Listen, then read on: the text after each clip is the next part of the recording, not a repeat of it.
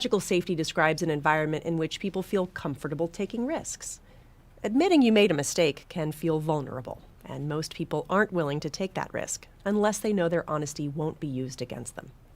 To start a conversation in a psychologically safe way, use a collaborative approach rather than an authoritarian one by asking the other person a clear question.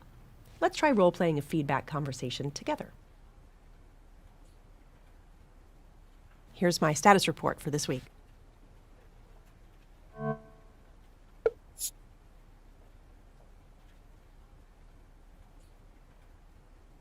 Thanks for this. How are you doing? That isn't the best way to initiate a feedback conversation. While it may put me at ease, it allows the conversation to go off topic. Let's try that again. Here's my status report for this week.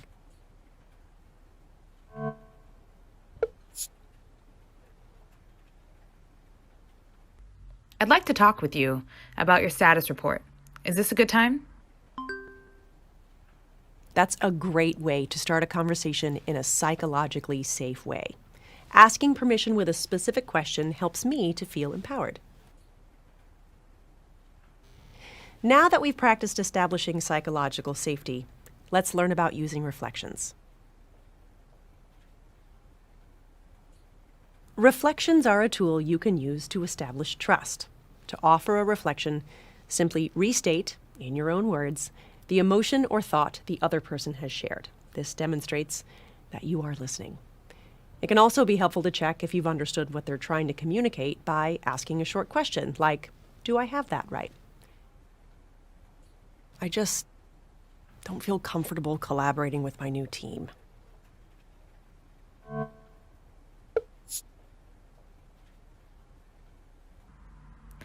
Maybe we can try some team activities to help everyone get to know one another. Trying to fix the problem before knowing what the core issue is doesn't help me feel like you're trying to understand what I'm going through. Let's try that again. "I just don't feel comfortable collaborating with my new team."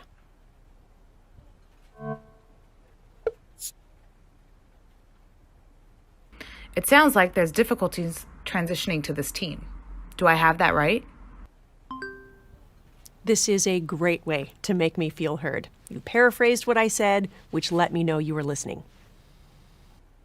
Now that we've had some practice using reflections, let's try normalizing.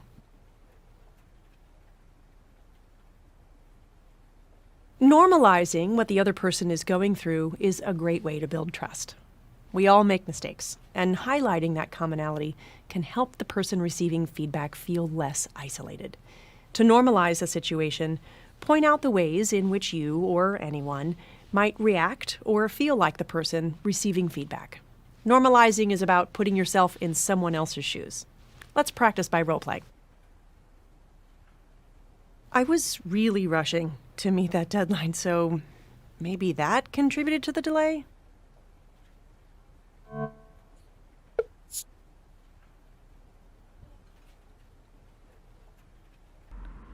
That's why it's important to really structure your time in advance. Telling me what I should have done differently doesn't help me to feel engaged and probably won't motivate me to change. Let's try that again. "I was really rushing to meet that deadline, so maybe that contributed to the delay?"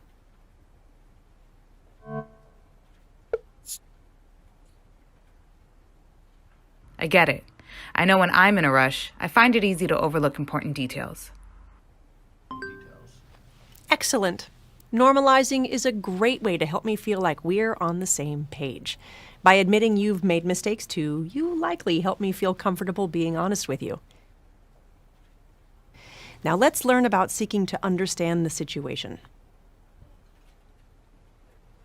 Good feedback should feel like a dialogue, not a lecture. To do this, we use questions to understand the other person's point of view and help them feel heard. The key here is in striking a balance. When you need to confirm information, open-ended questions probably aren't your best option. But when you want to understand the other person's point of view and let them know you're listening, they can be extremely effective. Let's learn more about the impact of seeking to understand by role-playing. I was just really frustrated after the team meeting.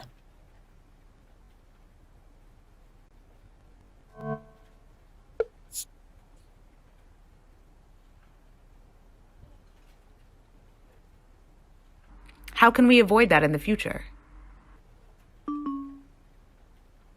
While this is an open-ended question, jumping into problem solving before you have a clear understanding of the situation might backfire.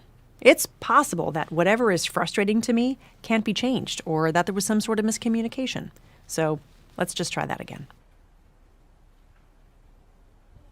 I was just really frustrated after the team meeting.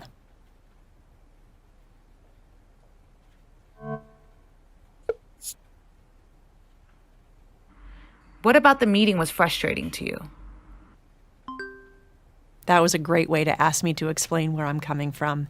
I feel like you're interested in hearing my side of things. That makes me hopeful that I can work with you to figure out where we go from here. Trust is an essential element of any effective feedback conversation. Establishing psychological safety using reflections, normalizing experiences, and seeking to understand the situation are all important parts of establishing that trust. Now that we're done with this lesson, what would you like to do next?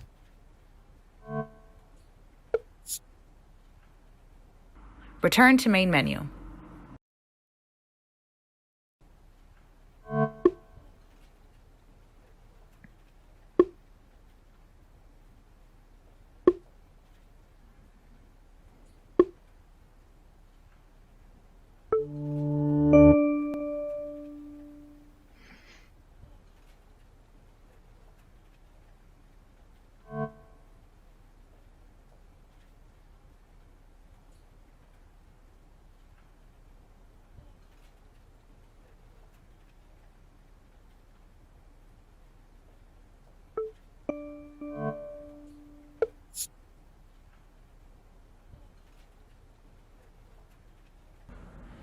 Thanks for coming in. I wanted to do a quick debrief about today's staff meeting. Getting right to it.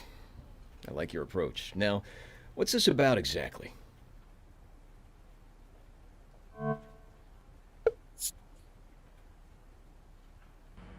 Jack, would you mind getting some feedback about the all staff? Bring it on.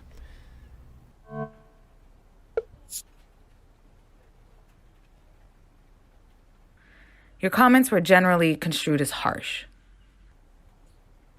I spoke up a few times this morning. Tell me what exactly I said that hurt some feelings.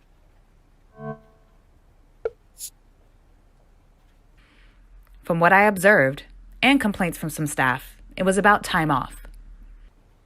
Okay, yes. Then also I said that laziness was negatively impacting my team's performance. To be clear, I'd say it again. I don't see the issue.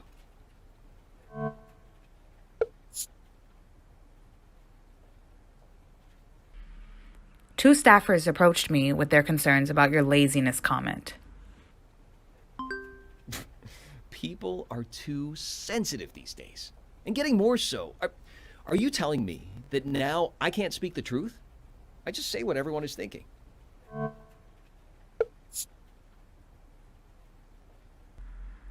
I think you went too far and were out of line. Wow. Let me get this straight. Some people here are not pulling their weight, and me and my team are paying the price. But because I call them out, I'm the bad guy?